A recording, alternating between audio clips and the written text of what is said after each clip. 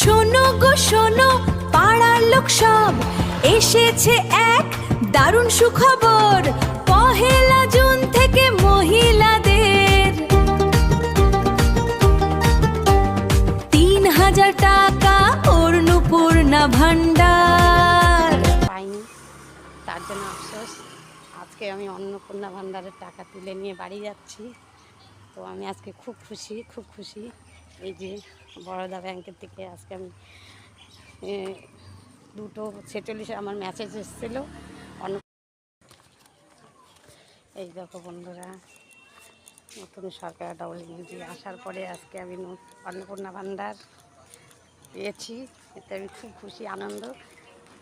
Tata. রাস্তায় video করছি, আমি খুব খুশি, আনন্দ।